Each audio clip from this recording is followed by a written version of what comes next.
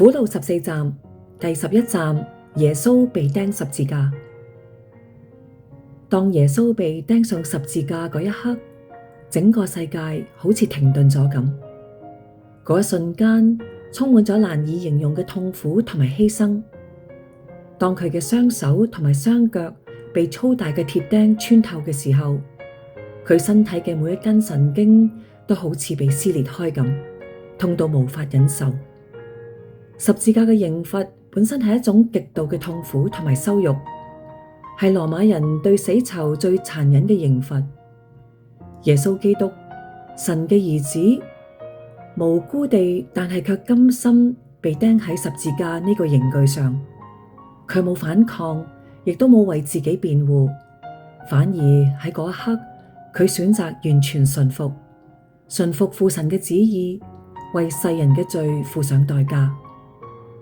喺嗰一刻，佢唔再係簡單嘅耶穌，佢係代替我哋嘅罪人，係無辜嘅神，被全人類嘅罪壓喺佢嘅肩膊上。十字架上嘅耶穌，雙手雙腳都被釘，整個身體懸空，呼吸變得困難，每一次嘅呼吸都需要極大嘅力量。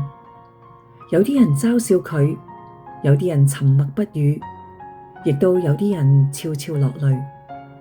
然而，耶穌所講嘅嗰句說話仍然喺空氣中回響：父啊，赦免他們，因為他們不知道自己在做什麼。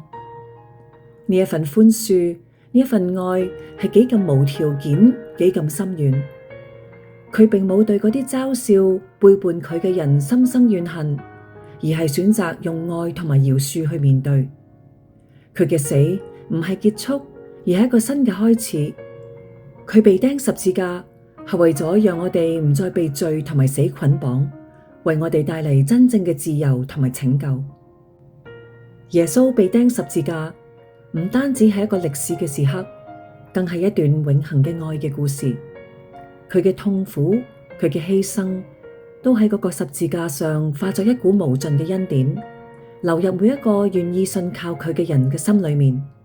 呢一份愛跨越咗時間同埋空間，無論我哋處於乜嘢嘅境況，無論我哋有幾咁軟弱同埋失落，耶穌喺十字架上嘅愛始終都係不離不棄。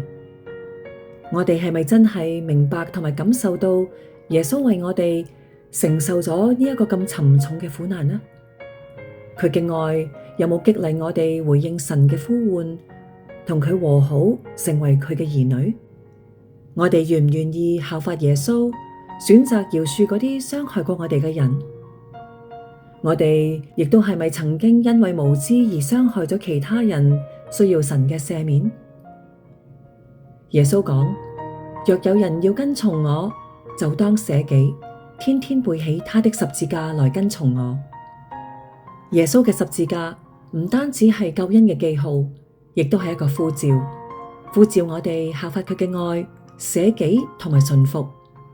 喺我哋嘅生命裏面，有冇啲咩地方需要學習放低自己，學習背起自己嘅十字架，跟隨耶穌？